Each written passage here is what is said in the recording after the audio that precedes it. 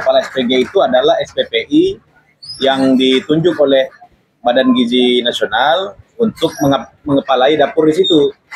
Bertanggung jawab lah kira-kira soal menu bersama dengan ahli gizi dan lain sebagainya, akuntan dan lain sebagainya. Nah, kasus kemarin itu cukup janggal. Kenapa cukup janggal? Karena di lapangan yang terjadi, saya lihat di media itu ada penggiringan opini yang saya pikir itu disinformasi, tidak sesuai informasi yang ada. Kenapa tidak sesuai dengan informasi yang ada? Karena dari total penerima manfaat atau siswa yang mendapatkan program makan bergizi dari yayasan dari kejadian ini, itu ada 20 sekolah, mulai dari PAUD hingga SMA. Tetapi dari 20 sekolah tersebut, hanya terdapat 1 sekolah saja yang diduga ya, di dalam berita itu diduga mengalami keracunan.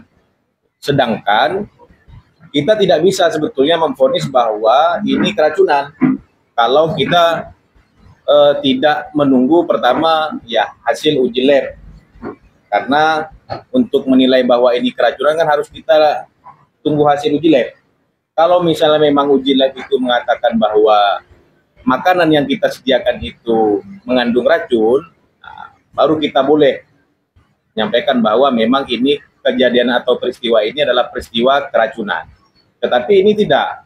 Bahkan hasil uji lab hari ini yang keluar itu makanan yang kita sediakan kemarin setelah uji sampel, baik sampel yang ada di dapur maupun sampel yang ada di sekolah, itu aman.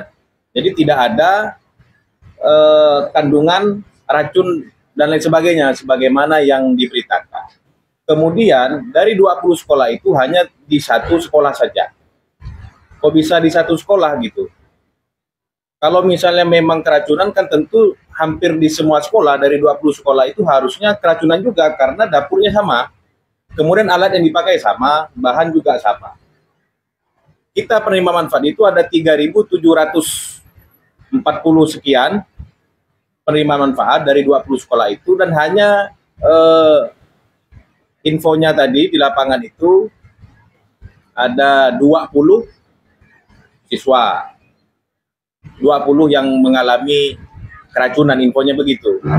Dan ternyata setelah kita cek, kemudian kita wawancara beberapa siswa, memang siswa ini tidak ada yang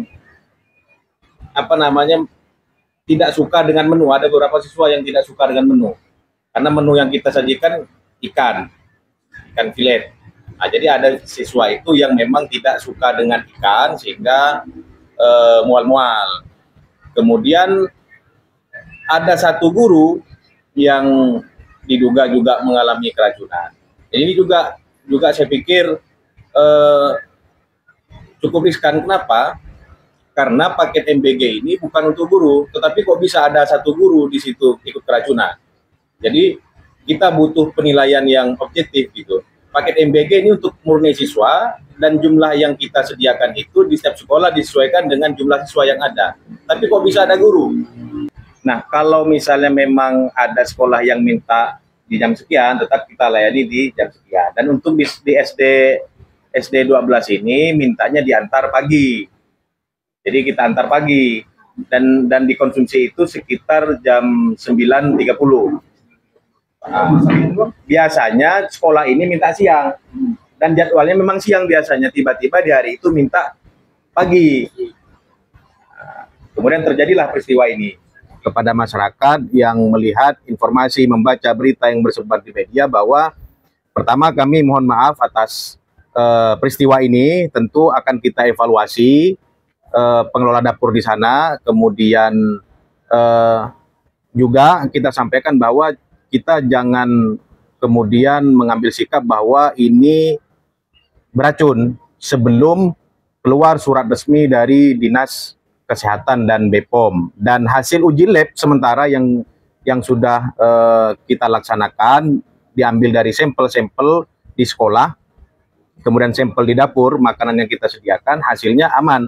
Hanya memang surat resmi dari Dinas Kesehatan dan BPOM yang belum belum keluar. Dari informasi lapangan tadi siswa sudah pulang ke kediaman masing-masing dan sudah pulih, hanya tinggal 3 orang dan kami dampingi terus di sana siswa ini sampai nanti kemudian bisa pulang kembali ke rumah, dan dapur sementara kita nonaktifkan, jadi dapur tidak beroperasi sampai nanti ada surat keterangan resmi dari Dinas Kesehatan dan BPOM.